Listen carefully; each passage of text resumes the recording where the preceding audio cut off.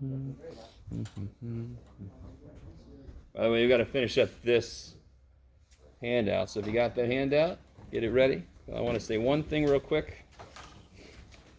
Let me see if I can sneak it on. Yeah, I can, totally.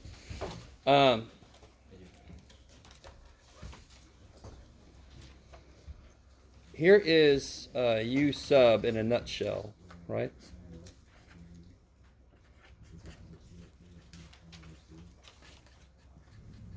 All right, this is a strange... Okay, let's see if you guys are cool with this. This is the general look of an integral that U sub will work for. This does not capture all the possibilities, but this is the basic traditional U sub kind of situation. Does anyone see how this is related to U sub? What would you let U equal? U is f of x for two reasons. And again, we've talked about some of the variations. Not every U sub kind of falls into this. There's more flexibility. But this is the base starting place of U sub. I have a big point to make here in a second. Isn't f the function that's stuck inside of another function? So that's sort of one thing you look for. That's not always what U is going to be, right? We've seen some examples where that wasn't true, but that's basically where you start. And the other thing is there a function whose derivative is in there? Yes, right? So not only do you kind of look for what's stuck somewhere, but you also look for what function is in there whose derivative is also in there. Okay, so then once I do that, well, what's du going to be? Yeah, f prime of x dx, right? So this is du. Now I'm going to make a mistake in a second. What goes in here? U. Okay.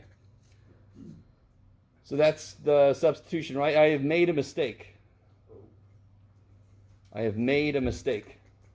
Can anyone see what the mistake is? Forgot to transfer. Ah, yeah. So what exactly does this mean? What exactly does this mean? Limits in terms of x. Ah, yeah, shit. That's what x is doing. X is going from A to B. So I need this to relate to this. Because this goes with this. X goes from A to B. Well, now what do I have here now? Frickin' U. Right? So what should be here? Yeah, f of A and f of B. When x is A, what's U? F of A. Well, blah, blah, blah, blah, blah. So some of you guys got like natural log of 3 and natural log of 2 in that third problem. You're wrong. You forgot to change the limits. But, that's just one piece out of many. So you're not going to get the whole damn thing wrong. You with me? Yeah. All right. That's a really simple thing to forget. There's a lot of kind of moving parts. But just remember, just take a second and think. The minute this is not what it was, these have to change. Or you could do that other thing I showed you where you put parentheses around there.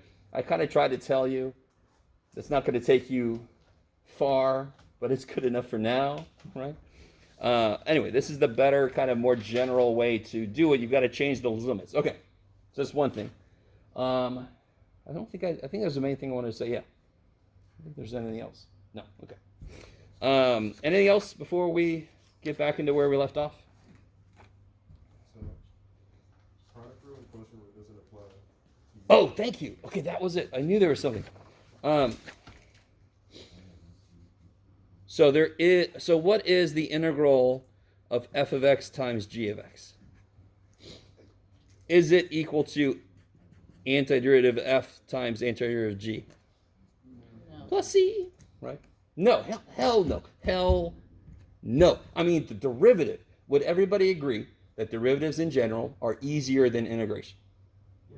So if the derivative of a product isn't just the product of the derivatives, the integral of a product damn well sure ate the integral of the product of the integrations. Yes, maybe? Does everybody understand what I'm saying? That's what this is trying to say, and this is bullshit. Right? So I see a few too many people doing stuff like, let's see if I can make this general. And they say that the answer is, do you understand how that's, do you see where that came from? Yeah. And do you understand that that's completely incorrect? Do you guys really understand that that is completely incorrect? What did this person do? What's the integral of u? U squared over 2. What's the integral of... Oh, Jesus, Jeff. That's what I meant. I love some of you guys are like... wait, All right. What's the integral? What's the integral of this? Yeah. So I don't know, you guys, I'm trying to make it similar to the one that was on the quiz. So there's a couple people that did something like this. So there is no product rule for integration. It's worse than that. Integration has to have a process to answer product rule. Integration has to have a process to answer chain rule. And that process is U sub. The one that kind of answers product rule is the very first thing you learn in Calc 2 if you're going to take Calc 2. It's called integration by parts. And it's kick-ass. But, all right, we're not going to talk. Good. Okay, I think that was it. You guys feeling all right? All right, so does anyone not have this handout? Everybody got that? You need one? Yeah. And on the other side, it had this stuff here, right? Like this? Okay. Yes? You need one? Oh. Let me just have one problem to finish up on this.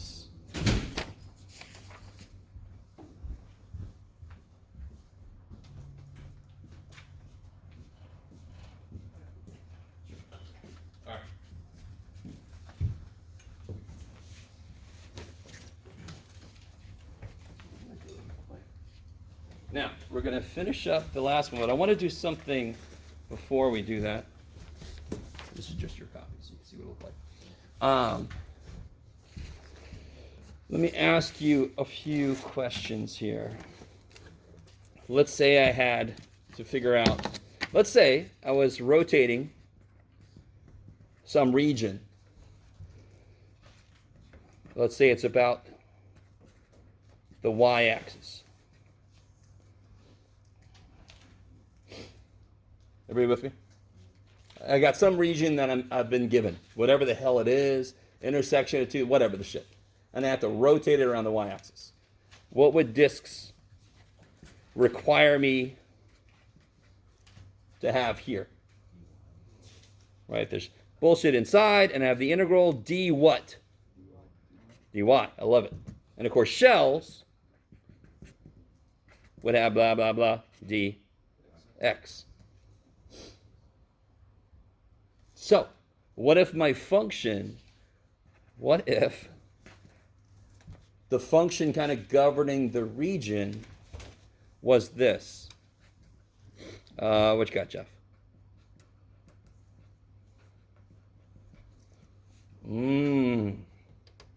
Holy shit, what have I done? I want to stop doing it. There we go. That was exciting. Okay. God damn. All right. So, does anybody understand my point I'm making? What method would you have to use? Shells. Because what would disks require me to do? Solve that for x. Get it as a function of y. Because disks would need dy, which means all the shit inside would have to be a function of y. Do you understand? I'm trying desperately to kind of reinforce, because that's the ultimate thing about math, yes? I understand this and I understand that, I just don't know when to do each, yes? That is the number one thing about mathematics. I understand that, but when do I do that shit? Yeah. So there are triggers to tell you which to use, and some problems you can use either one equally fine. And you're like, please give me some of that, Jeff, so I can't mess up, but I'm not going to. Now, let me think, was there something else I want to say about it? No, okay. So let's come back to this thing. So look at number 3. I don't think we did that because it's all blank. So I'm thinking we didn't do it. No. Thank you.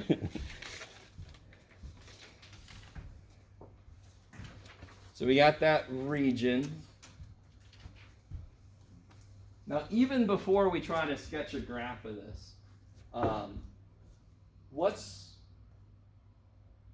me see, how do I want to say this? The given region is defined by functions that are functions of x. And I'm rotating about the y-axis. Now, there's another consideration, though. Is it difficult to solve those for x? Is it difficult? No. Natural log is nothing. In fact, now watch. All right. If I want to keep it the way it is, stay with me. If I want to keep it the way it is, maybe do this on another sheet of paper. If I want to keep it like this, what method do I have to use? Shells. Why? Because it's in terms of x. It's in terms of x. Discs would need it to be d rotation axis, right? Yeah. dy. And I'm saying to myself, I want to keep it as is. Does anyone already get a feel as to why that's going to be crap? What's the integral of natural log of x? I don't know. Good. You don't. But it is actually going to be something you can do immediately when you start taking Calc 2, if anybody is, right? And if you're not too damn bad, you'll never know the answer. Too bad. All right. Now I gotta do it. Say again? Now I gotta take Calc 2. That's exactly right. You've fallen into my trap. Now, so let's try to set up, if I wanted to do this. All right, first off, can you guys sketch a rough graph of this? No. No?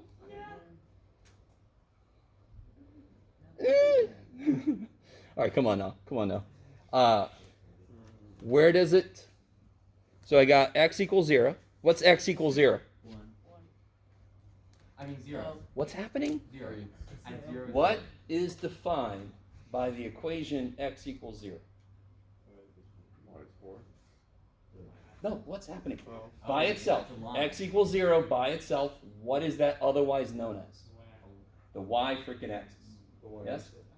What's true about every point on the y-axis? What's true about the x part of every point on the y-axis?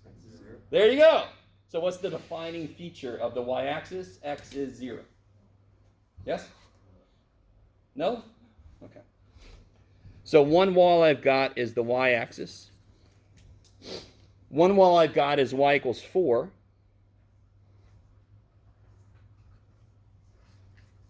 So I got this wall and I've got that wall. And then the other wall is this. How can you figure out, well, let's see.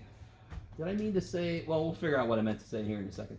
I need to figure out where this meets. So does everybody know what a natural log looks like? Can anybody do it real quick in the air? Natural log?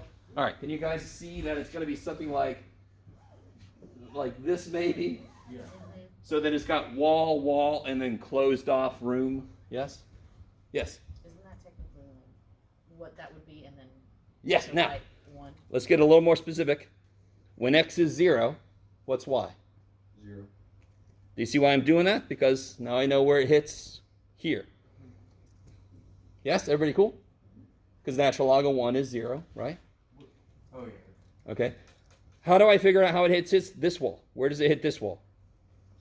Y equal to 4. Yeah, y is 4 is the definition of that wall. So I say 4 equals 3 ln of x plus 1. Isn't that yummy? No. All right. So how do I solve this? Divide by 3 first roll. Divided by 3. Kind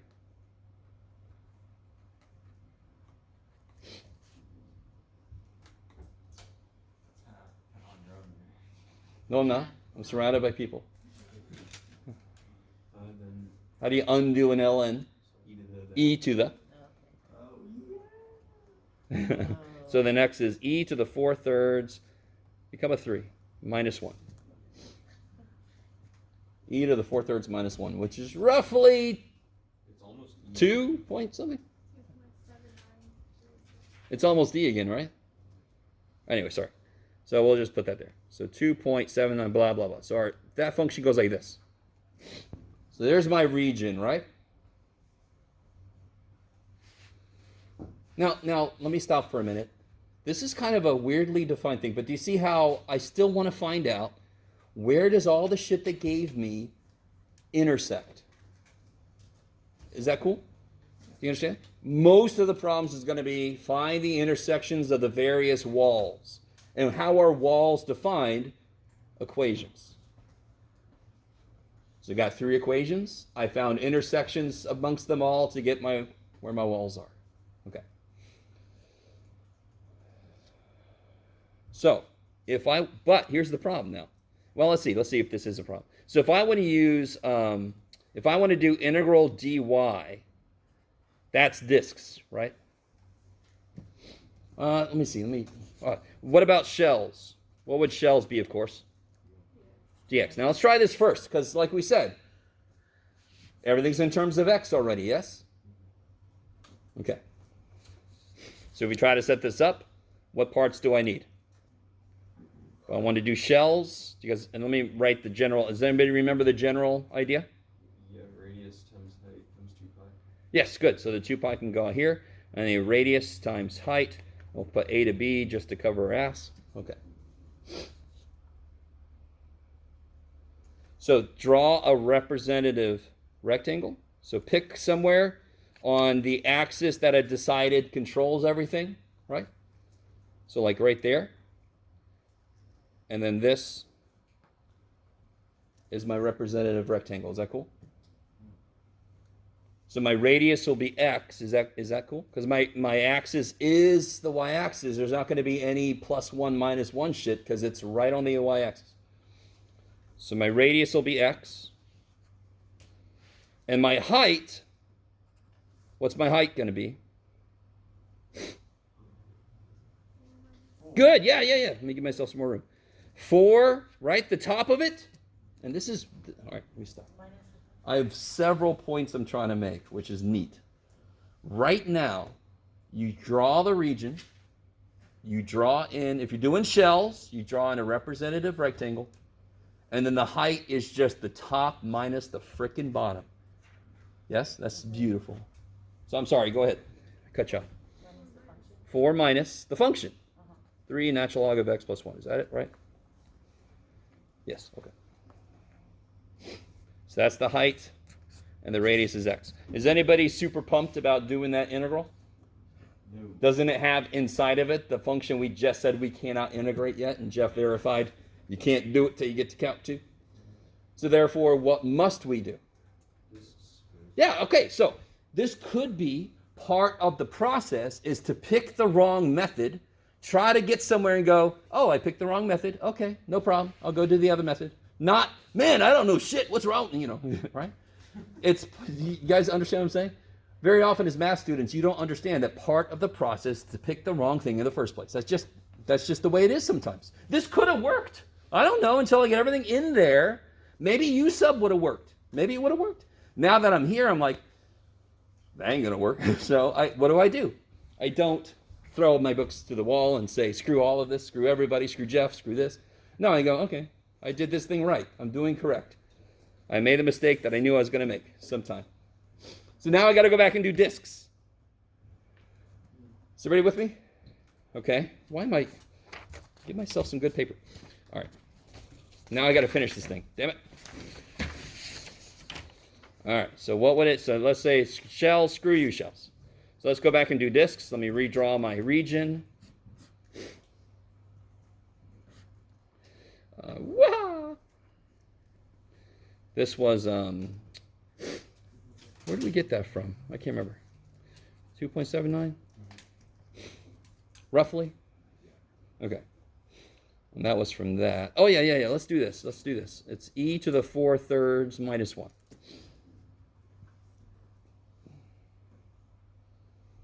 So now, if I do discs, and I'm rotating around the y-axis, keep myself straight. Yes, okay. The nice thing with that is, let's see if you guys understand what the nice thing is. So since I'm doing discs, now I want dy. Am I going to have to use like 2 discs, like washers? How do you know that I don't need r outer squared minus r inner squared? Because it's on the y-axis. Because it's hugging the axis of rotation. Be more general. Whatever the axis of rotation is, if my region is hugging it, I just need 1 radius. I don't have to, there's no hollow middle part. Okay, I like it. So for discs, what is it? What goes in here? Pi. R squared. It's crazy. Because I'm just adding up a bunch of circles, right? So the idea of it reminds you what to set up. And of course, a to b. So now what's it going to be? Let's see. Integral from what to what? Okay. 0 to e to the 4/3. Oh wait. It's dy, right? Yeah. Okay. I don't think we didn't even get to the point where we're talking about limits here because we're like, screw it, there's no point. 0 to 4, which is nice. What's the radius going to be? Actually, we got it. Now what do I have to do? I have this function here. And of course, we have to solve it for x. We need to get it as a function of y, yes? Do you understand the motivation behind what to do when? Yes? There are kind of several layers, but they're all sort of like you can set something up and go, well, I chose poorly. And there's only two choices, thank God, right? If it ain't one, it's definitely the other one. Okay. How do I solve this for y? I mean, sorry, for x? You're all like, there you go, Jeff. No, stop. E to the. Eventually, what do I do first? Y over 3, and then I'm going to do e to that thing, and then I'm going to subtract 1. Can I just jump to the chase here? We actually did that, didn't we? When y was 4. So now I'll just leave y as y, and I get the same damn thing. There it is even. Look at it poking its head over there. So of course it's this. That is my radius, yes? Is everybody cool with that? That's the radius. Where am I? Okay, pi comes outside as a constant. My radius squared. And this freaks people out, and I don't understand why. What is one function you desperately want to see inside of an integral? E! Yeah? Now, they're not all going to work, just to let you know, but man, if it's going to work, you want to see a freaking E in there. It's beautiful. All right. Jeff, shut up. Why do we square it? Oh, because of that area. So, yeah, the radius squared, right? Pi r squared. A bunch of circles we're adding up. I like it. And of course, shells unravels the circle and looks at it like a big rectangle. That's why there's no squares in that shit. It's 2 pi r h. 2 pi r h. Yes? The geometry of it reminds you what you need to put in there. Okay. And this is just the thickness in each case. All right, now it's the boring part, but you guys help me out. How do I square that? Write it twice, and you get e to the 2y over 3 minus 2 of these, yes? Plus 1. Let's see if anybody freaks out. Pi. Now, the integral of this is itself. I really want this to make sense. Why do I not have to use u sub or shit? Because it's a linear function of y, yes? What do I have to account for? I know, I'm not done yet, right? What would kind of come out if it was just like this? 2/3, so what? I need to kill it. 3/2. Oh. Yes? Well, yeah, because isn't the derivative e to the y, e to the y? What? Yes, the derivative of e to something is itself times the derivative of the inside. Okay, yeah. So wouldn't a 2/3 come out for the derivative? Is there a 2/3 here? What must have been there then? A frickin' 3/2 ready to meet that 2/3 and just kill it. They kill each other, but you know. Oh well. Oh man. Floors run red with blood when you're doing math, so be careful. All kinds of shit die. Is everybody cool with that? You could use u sub, you totally could. I just really want you guys to understand when the inside function is linear, don't frickin' use u sub. In this case, I wrote that down. Didn't I write that down? I wrote that down because that's how e's work. And then, like, what constant would be there that I need to kill? All right, 2/3 is killed by 3/2. Next. Yes? Maybe? I love so many guys love me like, whatever you say, man. Yeah. All right, so how does this guy work? 3, 6. Minus 6. Good, because a 1/3 would come down. There's no one, there's just a 2 there, so there must have been a 6 there to begin with. Yes? Okay, good. And of course, this guy? Because. Oh, sorry. Good old dad joke there. And then now, of course, what do I say here? This is the part I don't give a shit about. This is where you just throw shit in it. Now, here's where you got to be careful. You guys are kind of primed now to see this and think that you only have to plug a 4 in. But when you plug a 0 in, is this 0? No. Hell no. E to the power, so it's not 0. Yes. So we don't have to change the 0 to 4 because of it's like. Did I use U sub somewhere? Oh no. No. Oh, okay. So yeah, good point. If you do use U sub, you would either have to change the limits or you'd have to bring it back to Y and not have it stay U. Okay? But I didn't use U sub because I really didn't need to. It's just a bunch of linear stuff. I don't need U sub to help me. Okay, maybe. And then we would put the pi in afterwards or before? I asked you. I just leave it on pi times, Okay. throw a 4 in. It's all going to be in the calculator. Blah, blah, blah. I don't care. I know. Well, but the 0 stuff, so here's the 4. When you plug a 4 in, minus the 0 shit is easy, yes? What do you get here when I plug a 0 in? 3/2. Anything to the 0 power is 1. Minus 6. Plus 0. Okay, so that's easy. And this part is just throwing the old calculator because it's gross. Or, you could give, now be careful. I might ask for the exact answer. If I want the exact answer, it's kind of nice because you just throw a frickin' 4 in there. Right? Minus 6e to the 4/3 plus 4. Now, some of you guys, don't like this, but this is actually kind of nice because it's shit you don't have to do. You just have to keep writing it. You don't actually have to do it. It's kind of beautiful. Okay, enough of that. All right. And of course, just do this, distribute this, get your like terms together. Is that all right? And the last thing I would do is worry about the pi. Okay. What time we got? Damn it, Jeff. I talk so damn much. All right. So, now you guys just have to get in there and try the homework so you got questions. Oh, did we finish that? Yeah, we did. We just did it, Jeff. Okay, good. All right. I got to get back. My brain is not quite back with me. I think part of it is in Seattle. So what I want to do now is going to sound kind of weird. We're going to finish off chapter 6. That's not the part that sounds weird. Here's the part that sounds weird. If I told you I had a rectangle. No way. I know. I do. I found it on the ground. And the area is 2.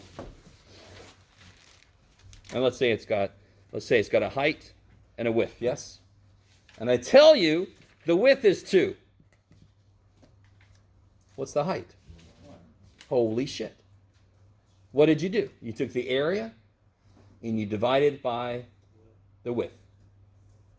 You guys with me? Now, is that cool? Everybody cool? All right. Did we take a shape? Let me just say this. We took a circle, didn't we? And didn't we make it into a rectangle? Do you remember that day we did that? If you weren't here, I then tried to turn water into wine because that would be really useful, but it just didn't work. So we can make a circle into a rectangle all day long.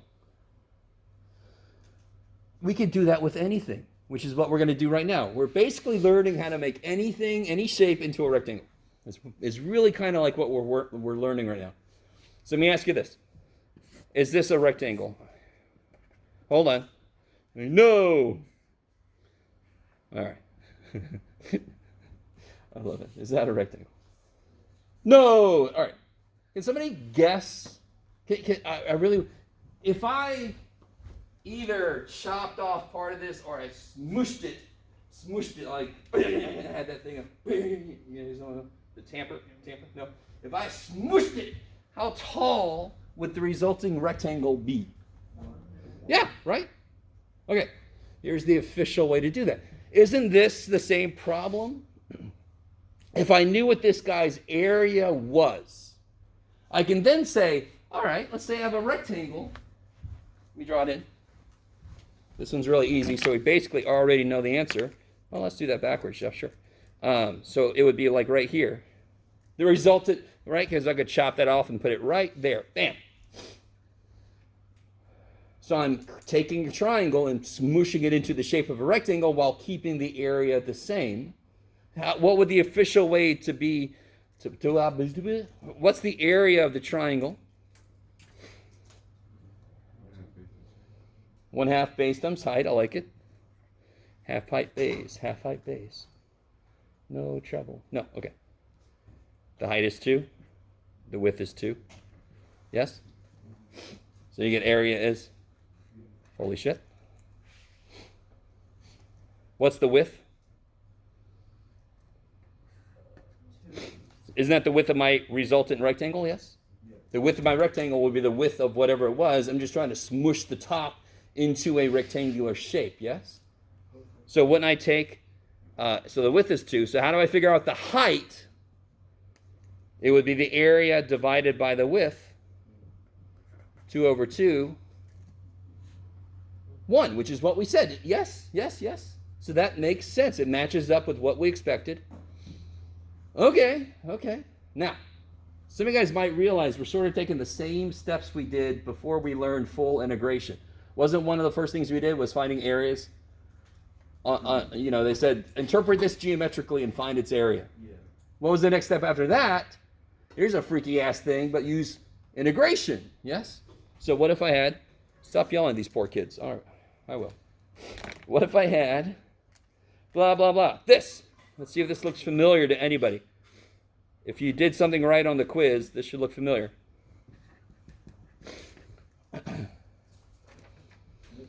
Unless it's already out of your head. You're like, quiz? We took a quiz? So let's say I have this, and let's say I'm in quadrant 1. And I want to know, let me see if you guys are cool with this. Let me kind of. So this is the resultant height of the equivalent rectangle. Is that cool? Another way to say that is the average value of this function across that interval. Some places it's below, some places it's above. If I average it out, I get 1. Yes? So really what we are doing now, we are learning how to make shapes, any shape, into rectangles. And what's the real purpose? To find the average value of a function over an interval. Because that's the equivalent of saying, what's the height if I smoosh it? The smooshed height is average value of the function. I don't know if you guys are with me or not. In fact, can somebody tell me how you find the average of anything? How do you find the average of any list of numbers? Add them all up. Divide by how many there are. Yes? What is add them all up in calculus? Even better than that. Integral. Yes? That's the infinite sum. Can't get better than that shit. Right? So the equivalent of finding the average of a list of numbers, if I have a range of outputs, what I do is I add them all up, integrate over that interval, and then divide by the width of the interval. That will give me the average function value. It's basically the same thing as add them all up and divide by how many there are. It's the same damn thing. Okay. Maybe. Are you getting all this? All right. It wasn't meant for you. All right. So here's my function. I want it in quadrant 1. Can anyone please tell me very quickly what the x-intercepts of that are? Yeah. Okay. It's a down parabola, right? Where's the vertex? If the intercepts are 0 and 2, the vertex has to be at 1, comma. What do you get when you put a 1 in? 1. Okay. Sorry, I thought I heard a 2 coming from over. I can't hear everybody. All right. So pretend like that's the appropriate curve for a parabola. Let me stop for a minute. isn't this, especially the way I drew it, but isn't this sort of closer to a rectangle already? Can you guys see if I smush this down, the average height won't be 1/2, will it? That's too low. You guys agree with me? I don't have to smush it too far down for this to go swoosh, swoosh. So it's going to be somewhere between 1/2 and 1. Yes? Okay. So let's do this process. So how do I find the average value of f in the interval 0 to 2? Is this 6.5? Yes.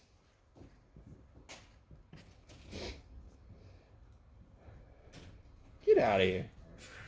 Jeez. I love my clip. Okay. So here's the idea. I'm going to add them all up, meaning find the integral, and then I'm going to divide by the width, how long this is. So it's really 2 minus 0. Is everybody cool with that? Don't just look at this number. It's 2 because it started at 0, right? That old thing. So what do I put up here to find this area?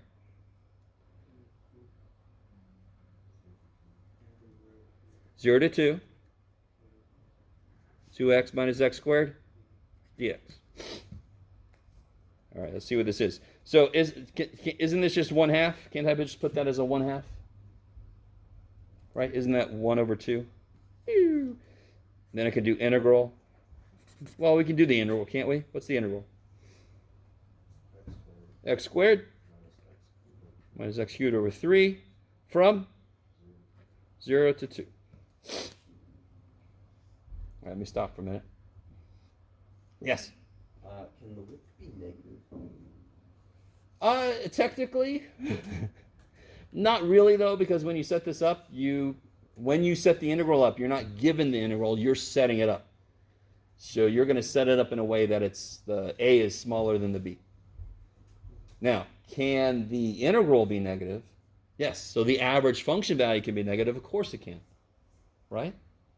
Is that cool? I don't know. It cannot be negative anymore. So if my profit was always negative, would my average profit be positive? Shit, no. So of course the answer can be negative for the average. Average temperature in the freaking North Pole during December is probably negative something. Depending on even which scale you use. I don't know.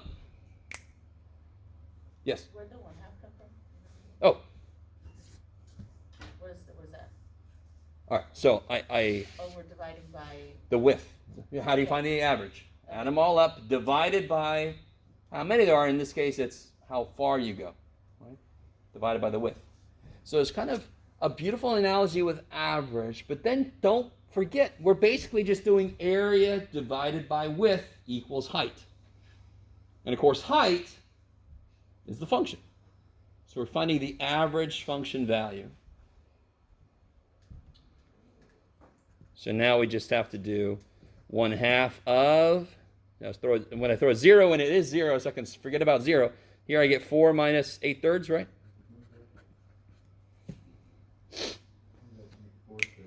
Yeah, so this would be 1/2 of 4/3, which is 2/3, which is basically, we thought 1/2 was going to be too low, so 2/3, if I smush it, it goes plop, and it makes this rectangle that goes up to 2/3. Maybe? So the average output of this function from 0 to 2 is 2/3. Sometimes it's below 2/3, sometimes it's above 2/3. The average is 2/3. Yes? I was so confused. About? So 2 minus 0, is that what? All right, let me make this more general. Here we go. Yes? Yeah. So all you're doing is taking the area of it and then just dividing by the width. That's it? What is 2 minus Yes. 0 though? And it's just width times height. So that's, you just find that. You were figuring out the height, and the height, of course, is the function in terms of x in this Yeah. case. You could do the whole thing turned around, of course, like anything, but it's the same idea. Okay. So let me write this in general. That's a G. In general, the average of a function, the average value of a function over an interval a to b, yes, is going to be 1 over b minus a. Does that look familiar at all? No? Okay. Integral a to b f of x dx. And of course, if your function is a function of y, you can do all the same shit. It'll just be dy and f of y. Same thing. So you're dividing by b minus a Yes. and then taking the integral of it afterwards? So what does That's what the this difference do? is? What does this do? Finds the what? The area. Finds the area. Yeah. And if I take the area divided by the width, don't I get the height of the associated rectangle? Okay. Yes? So we're using a and b twice? Yes. Okay. And that's kind of nice. It kind of like makes an internal check. If these numbers are different from these numbers, you're screwed. You've done something wrong. Let this be nice. I mean, compare this to shells or something, right? So all we're really doing is, you know how to find the area under a function. We're just adding one step. Take that area and divide it by this and that. And I'm desperately hoping you guys understand. I love this idea of smooshing any area into a rectangle. And then we take the next step and say, what does that height really represent? It represents the average output. Of course it does, because it's sometimes below, sometimes above. Smoosh, it's the average. So if I had a function showing me the power usage of something, how do I find out the average power usage over a certain interval of time? This! That sounds useful, yes? Yeah. So we found the average area if we were... No. We found the average function value.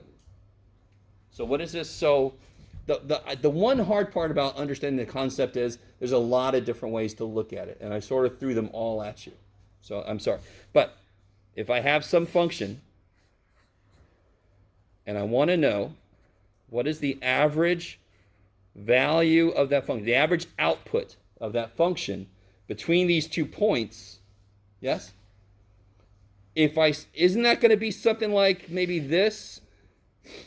Just to kind of eyeball it? That's really bad, but you guys understand what I'm saying? Can't you kind of eyeball what the average should be? Didn't I just make a rectangle?